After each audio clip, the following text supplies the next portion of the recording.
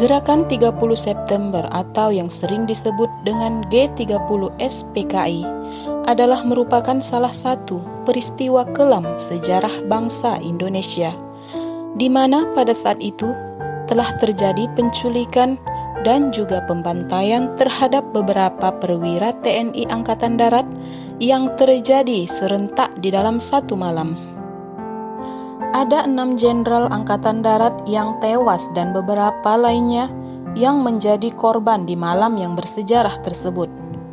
Gerakan separatis ini melibatkan PKI dan juga pasukan Cakrabirawa, di mana pada saat itu PKI diketuai oleh Dipa Nusantara Aidit atau lebih akrab dikenal dengan DN Aidit. Beliau adalah tokoh yang memprakarsai gerakan tersebut. Gerakan ini sebenarnya dibuat untuk menggulingkan Soekarno, serta ingin menggantikan ideologi negara kita Pancasila dengan sistem komunis. Untuk melancarkan aksinya tersebut, DN Aidit melakukan hasutan-hasutan kepada rakyat Indonesia, bahkan ia sampai membentuk persekutuan konsepsi Nasakom atau Nasionalis Agama Komunis. Maka disinilah dinyatakan DN Aidit merupakan otak dan juga dalang dari G30S PKI. Beberapa jenderal yang menjadi korban dari keganasan G30S PKI tersebut diantaranya 1. Jenderal Aha Nasution. Jenderal Abdul Haris Nasution atau lebih dikenal dengan Aha Nasution adalah merupakan Menteri Pertahanan dan Keamanan dan juga merangkap sebagai Wakil Panglima Besar Komando Tertinggi di saat itu. Jenderal berdarah Batak ini merupakan target utama di dalam operasi G30S PKI yang dilancarkan pada malam itu. Hal tersebut terkait karena pandangan beliau terhadap PKI pada saat itu. Namun, pada saat eksekusi yang dipimpin oleh pasukan Cakrabirawa tersebut sedang terjadi, Pak Nas, sapaan akrab Jenderal Aha Nasution, berhasil meloloskan diri. Dalam sebuah buku, Kudeta 1 Oktober 1965 menyebutkan bahwa tempat Pak Nas bersembunyi pada saat itu adalah di rumah Dr. Leimena di Jalan Tengku Umar nomor 36. Namun naas, yang menjadi korban pada malam keganasan oleh PKI tersebut adalah putri beliau bernama Ade Irma Suryani Nasution. Ade Irma pada saat itu masih berumur 5 tahun. Ade Irma ditembak di dekapan sang ibu. Beliau telah menjadi tameng untuk sang ayahanda agar bisa meloloskan diri. Selain Ade Irma, yang turut menjadi korban pada malam keganasan oleh PKI tersebut adalah ajudan setia Jenderal Aha Nasution. Beliau adalah Pierre Tendean. Menurut salah satu sumber, saat itu Pierre melakukan aksi heroik untuk menyelamatkan sang jenderal dengan mengaku sebagai Jenderal Aha Nasution. Pierre akhirnya gugur di tempat kejadian, kemudian jasadnya dibawa ke lubang buaya bersama dengan korban yang lainnya. Selain Aha Nasution, ke-6 perwira yang menjadi target operasi gerakan tersebut adalah 2. Jenderal Anumerta Ahmad Yani. Ahmad Yani lahir pada tanggal 19 Juni 1922 di Jenar, Purworejo. Jenderal TNI Ahmad Yani juga dikenal sangat dekat sekali dengan Presiden Soekarno. Bahkan disebut-sebut sebagai jenderal kesayangan Presiden Soekarno. Beliau juga dikenal berseberangan dengan PKI. Saat menjadi Menteri atau Panglima Angkatan Darat pada tahun 1962, beliau dengan tegas menolak keinginan PKI untuk membentuk Angkatan Kelima yang terdiri dari buruh dan tani. Pada saat malam kejadian tersebut, Ahmad Yani menolak saat akan dijemput. Beliau melakukan perlawanan, sehingga beliau mendapat serangan tembakan. Beliau tewas di depan kamarnya. Kemudian jasadnya dibawa menggunakan sebuah truk ke sebuah areal perkebunan di Halim, Jakarta Timur. Di sana Ahmad Yani akhirnya dimasukkan ke dalam sebuah sumur tua bersama jasad ke-6 korban lainnya.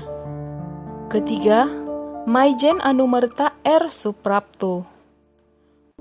Pada pukul 4.30 pagi, Maijen R. Suprapto didatangi oleh rombongan pasukan yang akan menculiknya.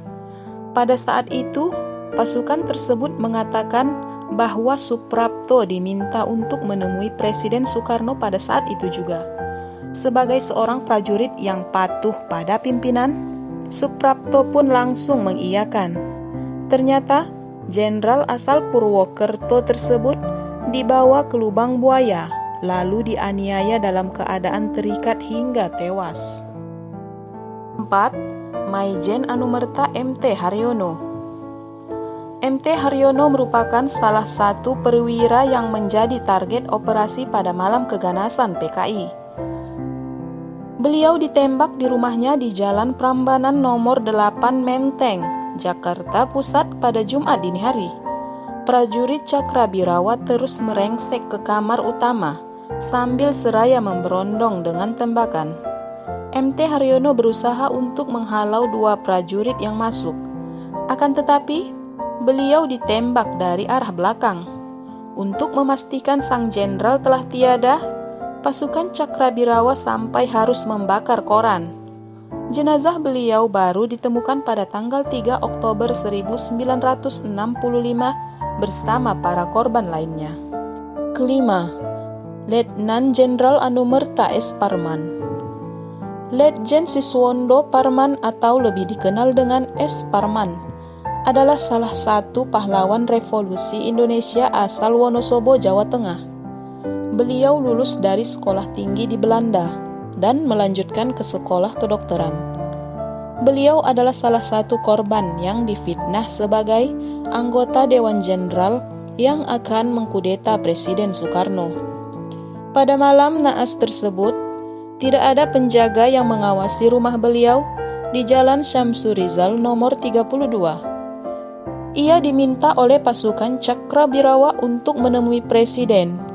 Kemudian ia masuk ke dalam truk, lalu dibawa ke basis gerakan di Lubang Buaya. Dan malam itu juga, bersama korban lainnya, S. Parman ditembak mati, kemudian jasadnya dimasukkan ke dalam sebuah sumur tua. Keenam, Brigjen D.I. Panjaitan. D.I. Panjaitan diculik pada tanggal 1 Oktober 1965 dini hari. Pasukan berseragam yang datang menggunakan 2 buah truk langsung mengepung rumah beliau dari segala arah.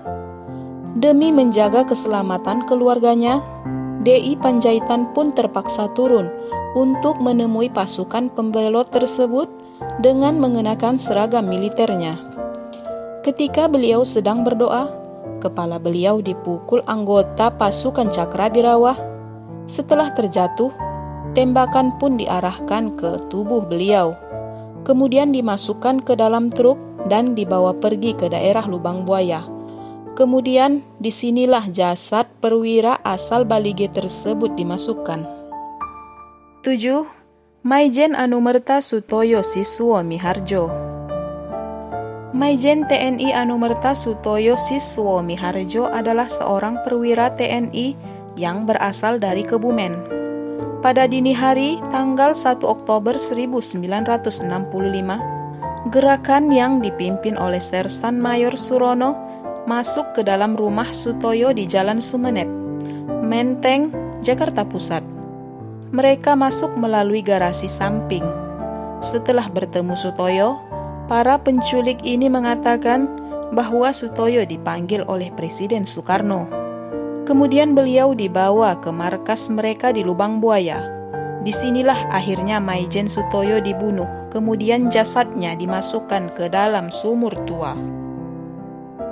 Selain pembunuhan terhadap ke-6 Jenderal Angkatan Darat tersebut, pembunuhan juga terjadi terhadap perwira Angkatan Darat yang terjadi di Yogyakarta, yang menewaskan Kolonel Katamso dan juga Letkol Sugiono. Jasad keduanya ditemukan di wilayah Kentungan pada tanggal 12 Oktober 1965. Kemudian dikebumikan di Taman Makam Pahlawan Kusuma Nagara, Yogyakarta. Itulah tadi ulasan singkat akan peristiwa G30 SPKI yang meninggalkan luka mendalam bagi kita bangsa Indonesia. Masa kelam sejarah kita. Malam akan aksi biadab yang dilakukan serentak kepada para pahlawan revolusi kita. Atas gagasan Presiden Soeharto, maka dibangunlah sebuah monumen di daerah Lubang Buaya guna mengenang jasa-jasa dan pengorbanan para pahlawan revolusi untuk mempertahankan ideologi bangsa kita, Indonesia, yaitu Pancasila.